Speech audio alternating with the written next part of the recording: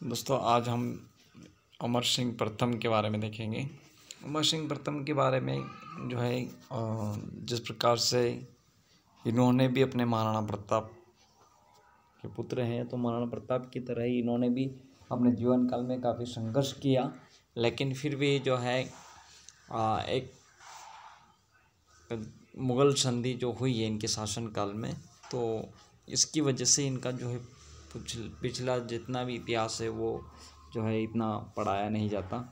देखते हैं हम मुग़ल संधि। तो मुग़ल संधि के बारे में हमने पिछले वीडियो में भी देखा था, एक बार फिर देखते हैं। तो मुग़ल संधि जो है जहांगीर और अमर सिंह प्रथम के बीच में होती हैं। अब मुग़ल संधि करने के लिए कौन कौन जो है आते हैं, तो जहांगीर की तरफ से खुर्रम आता है और मेवाड़ की तरफ से शुभकर्ण पंवार और हरिदास झाला जो हैं ये मेवाड़ संधि करने के लिए आते हैं।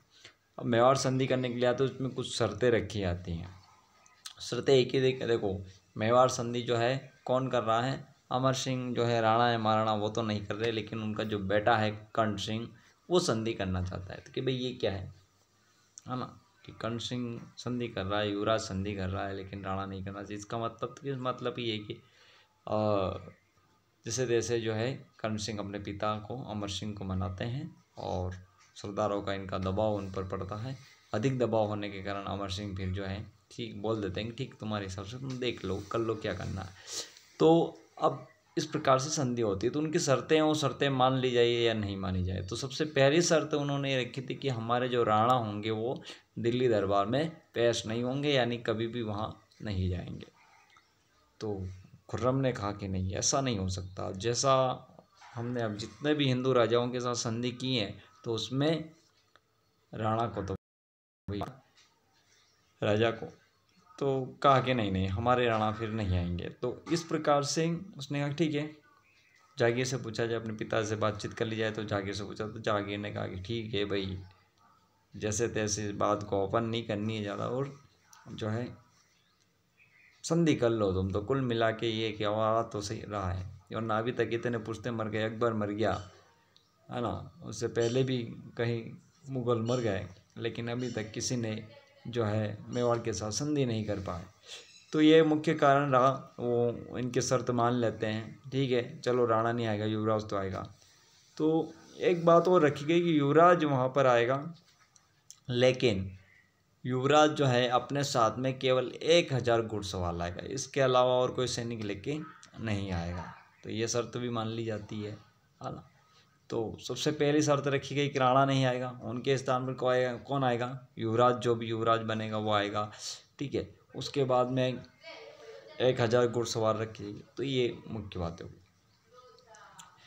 एक और बात रखी गई थी कि चित्तौड़ जो अमर सिंह और महाराणा प्रताप इनके अंतिम समय में जो बात कही जाती कि चित्तौड़ को वापस लेना है, तो चित्तौड़ हमें जो है वापस दिया जाए, ठीक है। मुग़ल ये भी मान जाते हैं और चित्तौड़ वापस मेवाड़ वालों को मिल जाता है। लेकिन एक शर्त रखी गई थी, उस संधि में एक बात रखी गई थी कि चित्तौड़ का पुनर्निर्माण नहीं करवाया जाएगा, हाँ ना, कोई भी राणा जो है उसका पुनर्निर्माण नहीं करवाएगा। तो ये बात उसके अंदर रखी गई है कि अगर जैसे ही तुम पुनर्निर्माण करवाते हो, इसका मतलब है कि संधि को तुम सीधे सीधे तोड़ रहे हो, यानी विद्रोह कर रहे हो। तो इस प्रकार से पुनर्निर्माण नहीं होगा, जैसा है वैसा ही रहेगा। तो देखिए एक बात और रखी गई थी कि हिंदू राजाओं के साथ जब भी मुग़ल संधि करते थे, तो उसमें क्या कि वैवाहिक संबंध स्थापित होते थे, है ना, यानी किसी की मुग़ल से किसी की राजा की रानी की या राजकुमारी की शादी करवा दी जाए, तो ऐसा मेवाड़ वाले बिल्कुल नहीं करेंगे, यानी किसी प्रकार के जो है वैवाहिक संबंध मेवाड़ की तरफ से नहीं किया जाएगा। तो ये सारी बातें जो है मान ली जाती हैं।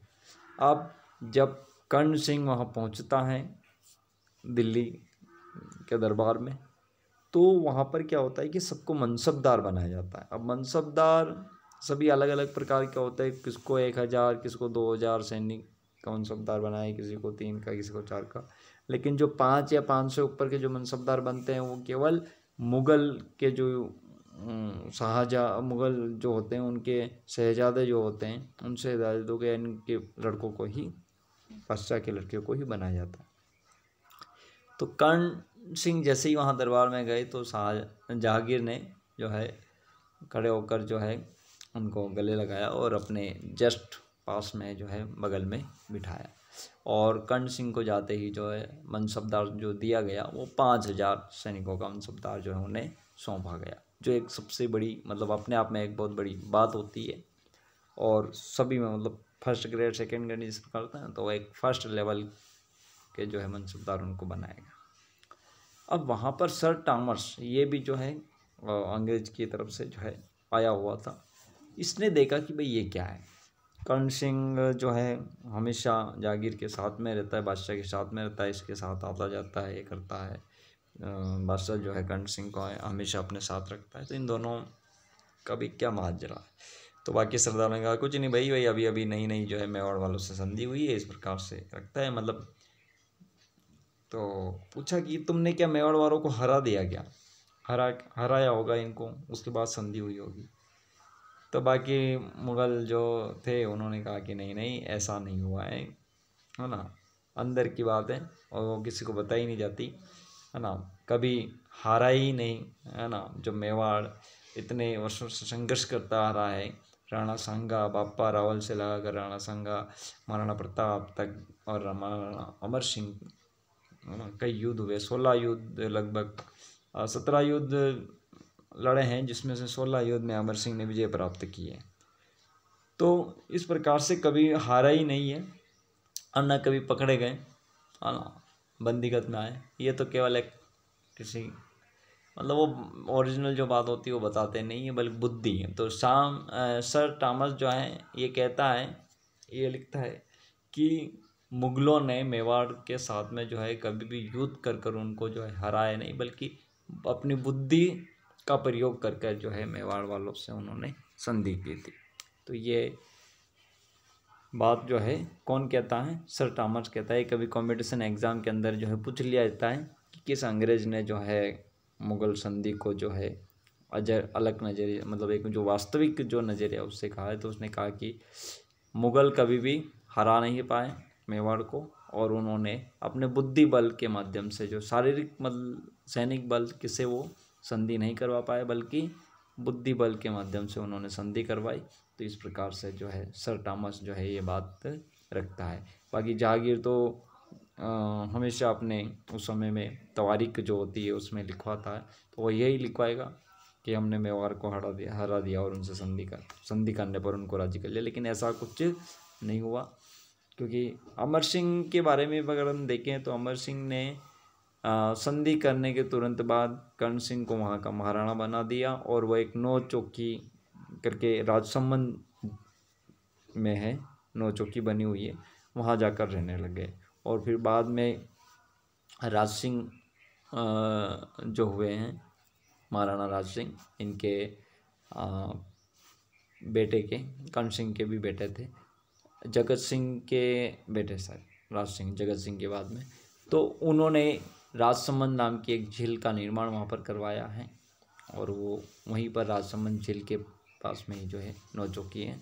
तो वहीं अमर सिंह चले गए राजपाट छोड़कर। संधि होने के तुरंत बाद उन्होंने जो है राज सिंहासन जो है राजपाट त्याग दिया और अपने बेटे को जो है वहाँ का महाराणा बना देते हैं। तो इस प्रकार कहें तो अमर सिंह ने अपने जीवन काल में भी कभी संधि नहीं की। अंतिम दिनों में वो भी सरदारों का और बेटे इन सभी का जो है दबाव हो रहा, क्योंकि हर वक्त देखिए राणा सांगा से लगाकर बप्पा रावल से लगाकर जो है लड़ाई है लड़ते आए हैं, और लड़ते लड़ते इतने कम सैनिक रह गए थे, अब कुछ रहे थे। तो इस ऐसे कई कारण हैं जिसकी वजह से जो है अंतिम में संधि करनी पड़ती है।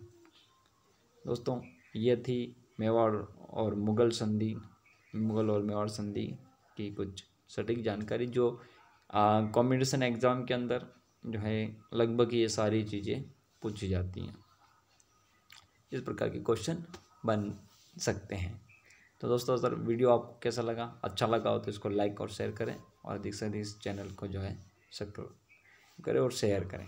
धन्यवाद। मिलते हैं इसी प्रकार के नेक्स्ट वीडियो के साथ में।